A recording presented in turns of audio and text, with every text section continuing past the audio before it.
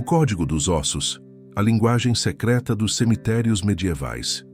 Nos becos esquecidos do tempo, onde a luz das velas mal tocava as pedras úmidas, existiam lugares onde os vivos aprendiam a linguagem dos mortos, não através de palavras, mas através de ossos. Na Idade Média, os cemitérios não eram apenas depósitos de corpos.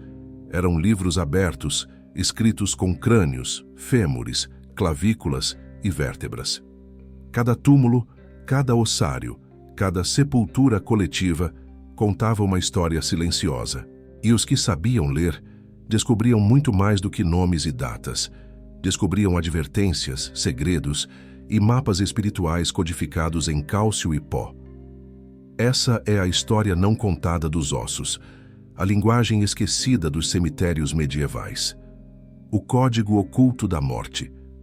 Durante séculos, o homem temeu a decomposição. Mas na Europa medieval, onde peste, guerra e fanatismo religioso moldavam o cotidiano, a morte não era um fim, era um portal. E os ossos eram as letras de uma escritura sagrada e oculta. Nos ossários das catacumbas, nas criptas dos mosteiros, nos túmulos das igrejas, monges, alquimistas e confrarias secretas usavam restos humanos como mensagens para os iniciados. Um crânio com moedas sobre os olhos, um fêmur partido ao lado de uma cruz, 2 ossos em X sob um cálice. Símbolos como esses não eram dispostos ao acaso. Eram códigos, mensagens para os que sabiam decifrar. Aqui jaz um traidor. Este corpo foi sacrificado em um ritual de purificação. Esta alma carregava segredos que jamais deveriam ser revelados. A linguagem dos ossos não era escrita com tinta. Era feita com posição, intenção e silêncio. E como toda linguagem oculta, ela foi perseguida, distorcida e finalmente esquecida, mas não destruída. Hoje, os arqueólogos e historiadores ainda tropeçam em tumbas onde os esqueletos parecem estar posicionados demais. Túmulos onde não há ordem, mas há mensagem. E para aqueles que observam com olhos atentos, os mortos ainda sussurram. Este vídeo é uma jornada entre os ossos, entre as necrópolis silenciosas da Idade Média e os códigos deixados por monges e condenados, por feiticeiros e inocentes. Você vai descobrir que a morte tem sua própria gramática e que os cemitérios medievais eram mais que lugares de descanso eterno, eram bibliotecas enterradas. Prepare-se para decifrar o inominável, para entender a lógica sombria de símbolos esquecidos e, talvez, para nunca mais olhar um crânio da mesma forma.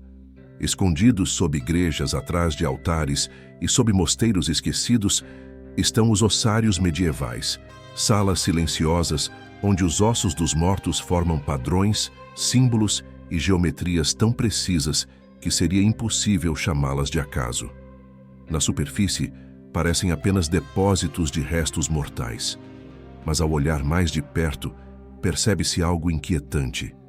Ordem demais, intenção demais, crânios empilhados como tijolos, fêmures dispostos em cruz, colunas inteiras desenhando espirais, rosáceas pentagramas invertidos. Há ali uma linguagem que transcende o religioso e mergulha no ritualístico. Durante a Idade Média, a Europa foi assolada por surtos de peste negra, guerras intermináveis e purificações religiosas que lotaram cemitérios e esvaziaram almas. As igrejas, então, recolhiam os ossos dos sepultados mais antigos para abrir espaço aos novos mortos. Mas em vez de simplesmente descartá-los, eles os codificavam. Na cripta dos Capuchinhos em Roma, por exemplo, centenas de esqueletos foram organizados em arranjos ornamentais, revestindo paredes, tetos e altares, com precisão quase matemática. Anjos feitos de escápulas, relógios feitos de vértebras, castiçais esculpidos com ossos das mãos. Mas o mais perturbador não é a arte funerária, é a mensagem oculta. Em muitos desses lugares, os símbolos construídos com ossos remetem a condenações silenciosas, a ritos de passagem, a advertências sobre o que acontece com os que desafiam os dogmas da fé.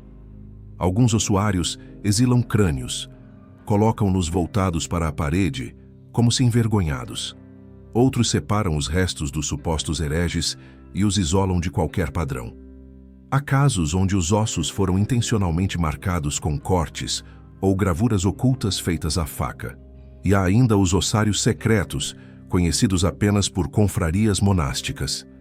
Esses locais não abrigavam apenas restos, mas segredos, restos de pessoas que sabiam demais, ou que carregavam conhecimento condenado, alquimistas, ocultistas, rebeldes espirituais. Os monges que cuidavam desses lugares não eram apenas servos da igreja, eram guardiões do silêncio, intérpretes de uma gramática sombria, onde cada osso era uma sílaba de um evangelho que não podia ser lido em voz alta. Os vivos mentem, os mortos sussurram a verdade.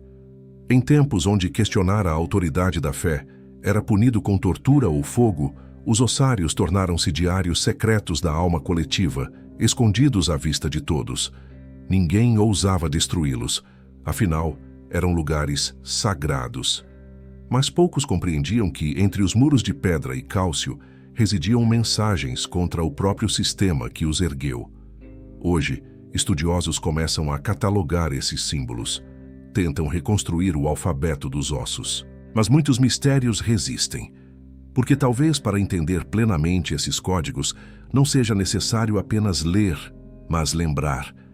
Lembrar de uma época onde a fé era medo, onde a arte era silêncio e onde até os mortos tentavam nos dizer algo, com ossos no lugar de palavras. As igrejas medievais sempre foram templos de fé, mas sob seus altares de pedra escondia-se algo mais antigo do que os evangelhos impressos. Criptas, silenciosas, frias e carregadas de significados enterrados. Muitos fiéis ajoelhados diante de um altar jamais imaginariam que abaixo de seus pés jaziam ossadas dispostas como orações não ditas. Essas criptas não eram apenas cemitérios internos, eram espaços de poder simbólico, usados por monges, inquisidores e confrarias para realizar rituais ocultos, longe dos olhos da multidão. Algumas dessas câmaras subterrâneas ainda existem, e nelas as paredes não são lisas. São revestidas por ossos cuidadosamente organizados em formas geométricas e símbolos herméticos. É como se cada pedra e cada crânio contassem uma história que não podia ser proclamada aos quatro ventos, mas que precisava estar ali, codificada, para os que soubessem ver. A cripta da Igreja de São Francisco, em Évora, Portugal, é um exemplo disso. Seus muros estão tomados por milhares de esqueletos, mas não jogados ao acaso. Eles formam padrões quase litúrgicos, simetrias que seguem proporções matemáticas e evocam símbolos ligados tanto ao cristianismo quanto ao ocultismo medieval. Não raro, encontram-se mensagens em latim nas entradas dessas criptas. Frases como "Nós ossos que aqui estamos pelos vossos esperamos" não são apenas lembretes da mortalidade, são chaves para a interpretação do espaço. Uma forma de lembrar ao visitante que a morte não é o fim, é o portal para algo que não pode ser dito, apenas sentido. E há as criptas ainda mais obscuras, as que eram usadas por ordens religiosas secretas, como os Rosacruzes, os frades negros, ou círculos místicos dentro do próprio clero. Nelas, os esqueletos não eram apenas empilhados, eram posicionados. Um crânio com uma cruz gravada na testa, mãos ossudas cruzadas em gestos cabalísticos, corpos colocados em círculos, como num antigo rito druídico reconfigurado para a era cristã. Os estudiosos modernos sugerem que muitas dessas disposições representam ritos de passagem espiritual, simbolizando a jornada da alma entre planos de existência. Mas há quem acredite que essas criptas eram usadas para selar pactos, esconder segredos e aprisionar entidades. Sim, há relatos, escondidos entre cartas monásticas e registros inquisitoriais, de monges que selaram demônios em criptas, colocando ossadas em posições específicas para manter o equilíbrio espiritual. Lendas ou realidade? A verdade é que esses lugares exalam algo diferente. Um peso, uma presença. A igreja, mesmo sem admitir, sabia disso. Tanto que muitas dessas criptas foram lacradas. muitas destruídas, outras disfarçadas, mas algumas resistiram, e nelas o tempo não apagou os símbolos, apenas os encobriu com poeira e medo. Quem entra em uma cripta simbólica medieval não caminha entre ossos, caminha entre frases não ditas, entre verdades que não podiam ser reveladas em sermões. E para quem ousa ler, para quem observa mais do que vê, essas criptas ainda sussurram: a fé pode ser luz, mas também pode ser véu. Quando a peste negra varreu a Europa, ela não levou apenas corpos, ela varreu ilusões. Diante da morte súbita, caótica e coletiva, a Idade Média passou a encarar o fim com outra lente, não mais com luto silencioso, mas com arte e com códigos. Nas paredes de cemitérios, nas capelas e criptas, começaram a surgir imagens que hoje causam estranheza, mas que naquela época eram mensagens viscerais. A dança macabra nasceu como uma pintura, mas cresceu como um teatro sombrio da morte, onde esqueletos eram representados dançando com reis, papas, nobres, camponeses e crianças, sempre sorridentes, sempre em movimento, sempre iguais. Era uma coreografia que zombava da hierarquia, que nivelava a sociedade com uma única certeza: a morte vem para todos.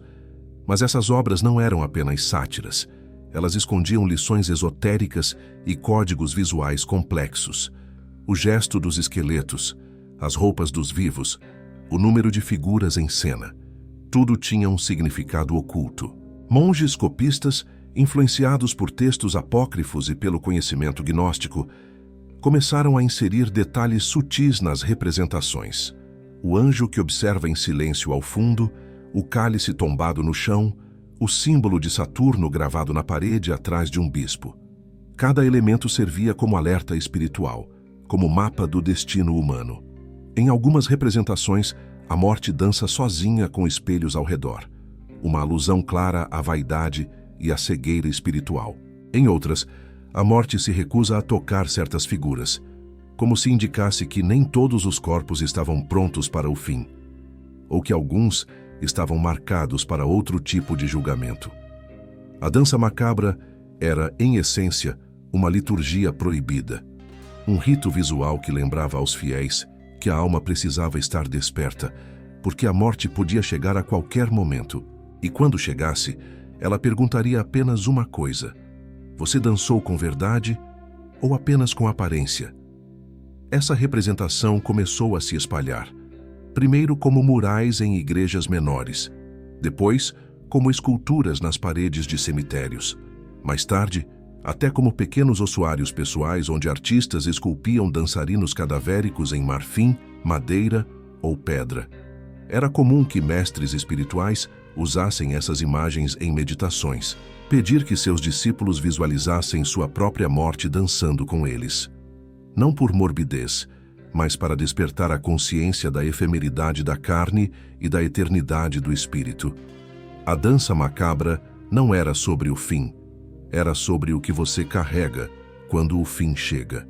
E assim as necrópolis medievais tornaram-se palcos, mas não para encenações alegres, e sim para peças eternas, encenadas em silêncio, onde os atores principais eram ossos, cinzas e os olhos invisíveis de quem ainda não morreu.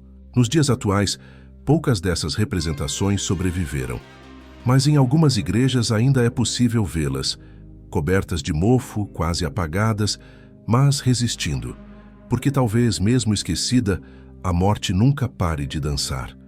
No coração de antigas aldeias, cercadas por florestas sombrias, um ritual macabro ganhava forma sob o nome de Danse Macabre, ou a Dança da Morte.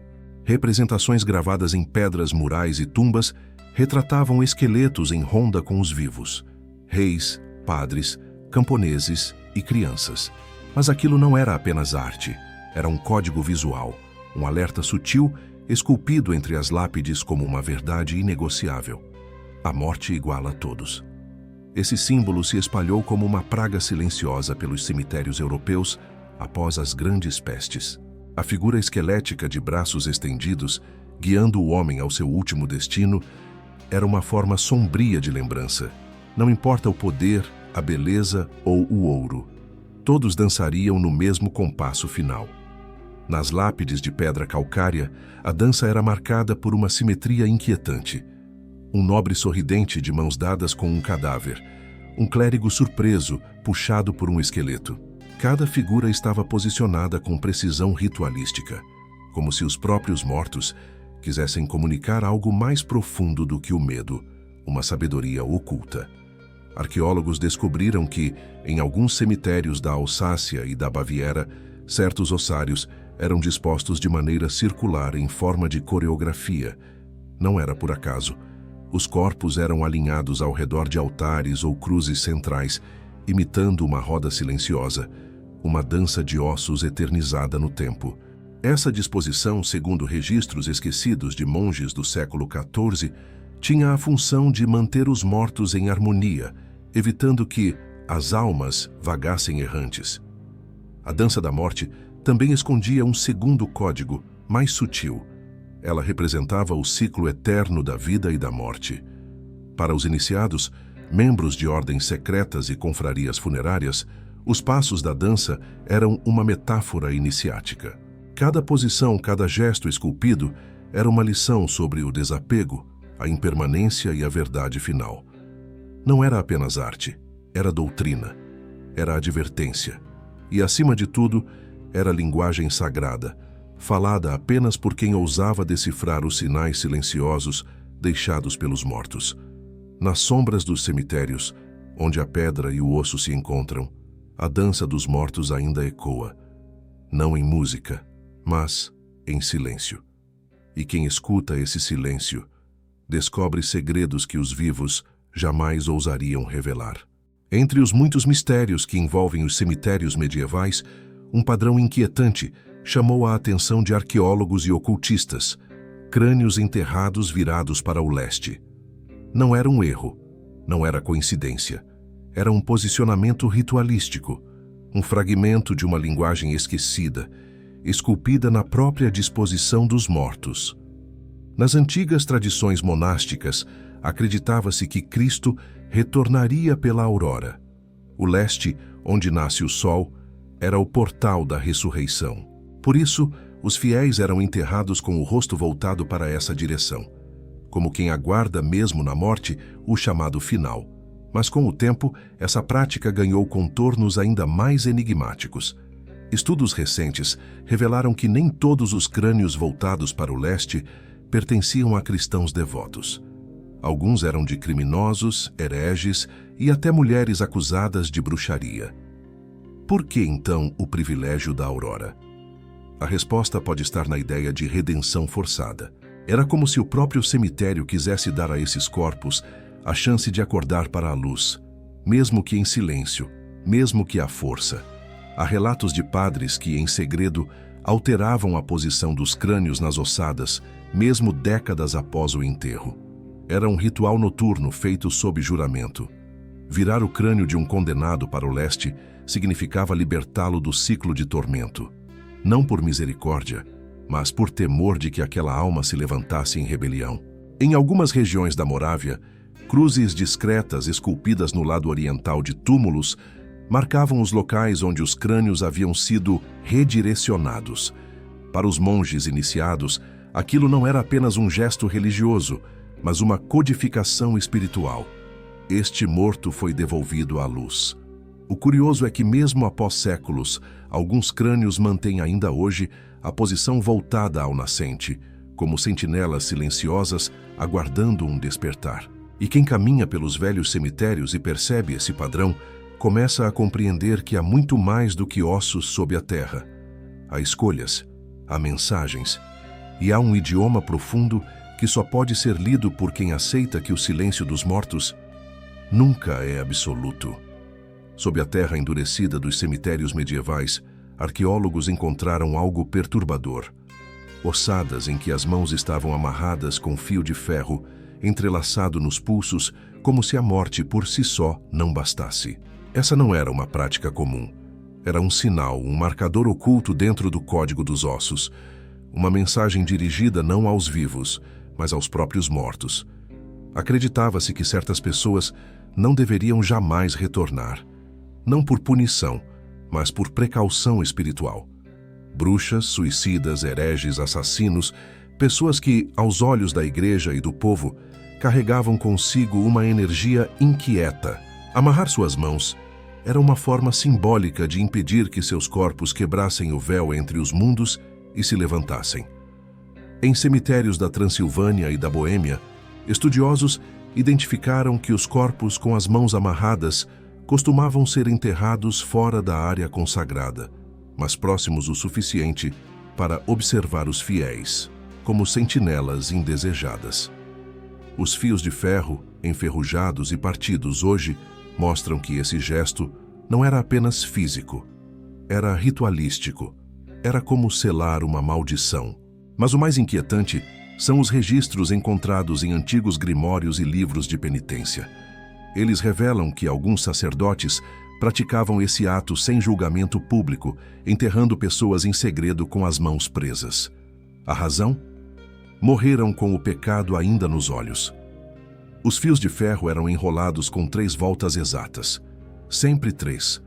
Número sagrado, mas também de contenção espiritual. Diziam que, ao prender as mãos, também se prendia o espírito, que os ossos se lembrariam mesmo na decomposição de que jamais deveriam se mover. Mas há histórias, sussurradas entre sepultadores, de túmulos violados por dentro, caixões estilhaçados, fios partidos, ossos fora do lugar. E em cada um desses casos, apenas um detalhe era comum: as mãos nunca eram encontradas. Se eram lenda, castigo ou aviso, ninguém sabe ao certo. Mas quem conhece o código dos ossos sabe. Quando as mãos são amarradas, o silêncio do cemitério deixa de ser paz e passa a ser vigilância. Há lápides espalhadas por antigos cemitérios europeus que permanecem indecifráveis até hoje. Nem os historiadores, nem os linguistas, nem os monges mais eruditos conseguiram traduzir os símbolos cravados nelas. Não são nomes nem datas. Não seguem o latim, o grego ou qualquer língua conhecida. São traços curvos, espirais invertidas, ângulos precisos como runas quebradas, e o mais inquietante, aparecem repetidamente em regiões diferentes da Europa por séculos. Alguns pesquisadores chamam isso de escrita dos esquecidos. Outros acreditam ser uma forma de linguagem funerária secreta, compartilhada entre confrarias, alquimistas e monges iniciados, homens que sabiam que o verdadeiro saber deveria ser escondido, até mesmo dos olhos da fé. Nas lápides da abadia de Cluny, na França, há símbolos que se repetem. Um triângulo de ponta invertida, seguido de 3 traços horizontais e um círculo com um ponto no centro.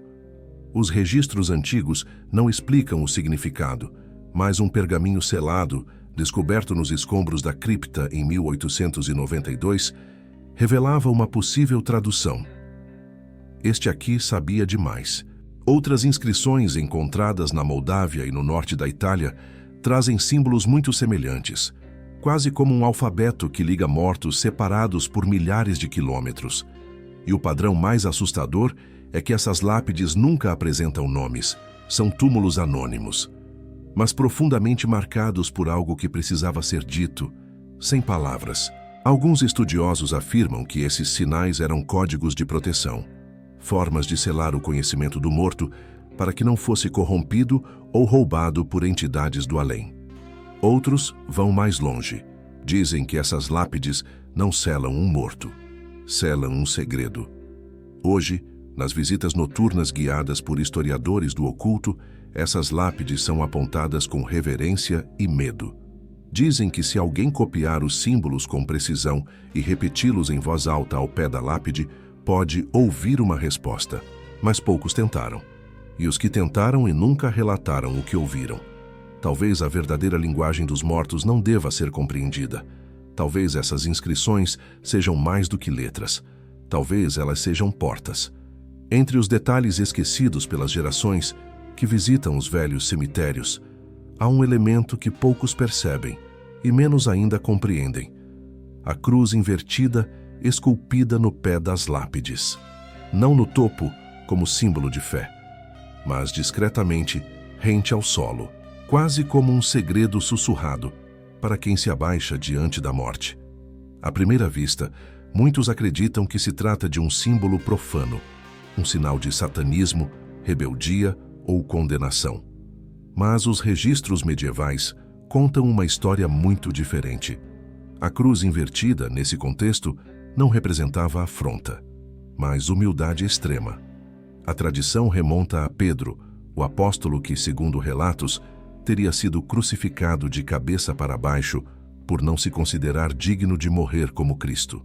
Nos séculos seguintes, alguns monges e penitentes pediam que uma cruz invertida fosse esculpida no limite inferior de sua lápide, como um último gesto de rendição, dizendo: "Nem em morte sou digno de olhar para o céu."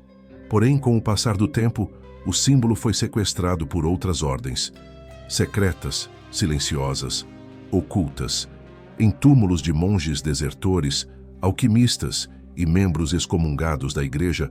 A cruz invertida passou a representar não humildade, mas conhecimento proibido. Arqueólogos encontraram registros de túmulos duplos, o nome público esculpido no topo da lápide e uma cruz invertida ao pé, indicando que ali havia 2 mortos, um visível, outro escondido, talvez alguém sepultado em segredo junto ao túmulo de um justo, como forma de camuflagem espiritual. E em certos cemitérios da Toscana, as cruzes invertidas são acompanhadas por inscrições em grego antigo, formando frases como: "A luz rejeita o que não entende." Alguns estudiosos acreditam que essas cruzes marcavam túmulos de guardiões de segredos, homens e mulheres que carregavam consigo fórmulas, mapas, pergaminhos, enterrados junto ao corpo, protegidos pelo símbolo que afastava os curiosos. Hoje, ao caminhar por um cemitério antigo, poucos se abaixam para olhar os pés das lápides, mas aqueles que o fazem descobrem um padrão silencioso, um rastro invertido, uma trilha de humildade ou de sombras. No código dos ossos, tudo tem significado. E às vezes o que está mais próximo do chão é o que mais se aproxima do céu ou do abismo. No subsolo de certos mosteiros esquecidos pelo tempo, escondem-se câmaras silenciosas, onde o ar é denso e a luz se apaga quase instantaneamente. Nesses locais, as paredes não são feitas de pedras, mas de ossos, crânios empilhados com precisão geométrica, fêmures alinhados como colunas de um templo macabro. Mas entre todos os ossuários medievais documentados, há um em especial que intriga até os mais céticos: o ossuário com olhos pintados. Localizado sob uma antiga capela nos arredores de Praga, esse espaço não era aberto ao público. Ali, alguns dos crânios exibiam olhos desenhados nas órbitas ocas, pupilas negras, traços firmes, semblantes que pareciam observar. Não era arte casual, era ritual. E segundo documentos encontrados em manuscritos da época, essa prática era conhecida como vigília póstuma. A pintura dos olhos era feita apenas em certos crânios, homens considerados guardiões de segredos sagrados ou de maldições que não podiam escapar. Ao representar os olhos, os monges acreditavam que o espírito do morto continuaria olhando, vigiando o local, mantendo a ordem espiritual naquele labirinto de ossos. Mas há algo ainda mais estranho. Relatos não oficiais de visitantes e pesquisadores modernos apontam que, ao permanecer por tempo demais naquela sala, é possível sentir um incômodo crescente. Alguns descrevem a sensação de estarem sendo observados de todos os ângulos, mesmo em silêncio absoluto. Outros afirmam que, em fotografias antigas tiradas dentro do ossuário, os olhos pintados em certos crânios pareciam mudar de direção. Uma teoria ousada propõe que os olhos foram pintados com tinta mineral misturada a substâncias rituais, uma forma de ativar espiritualmente os ossos para que reconhecessem intrusos. Algumas anotações escondidas em livros litúrgicos falam de um código: onde o crânio vê, o segredo permanece; onde o crânio dorme, o silêncio morre.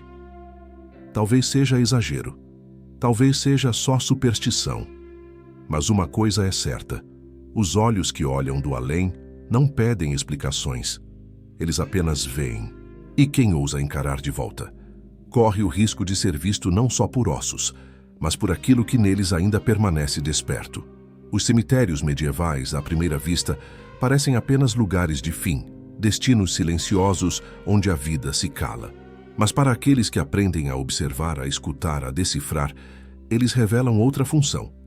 Esses cemitérios não eram apenas morada dos mortos, mas verdadeiros arquivos ocultos da humanidade.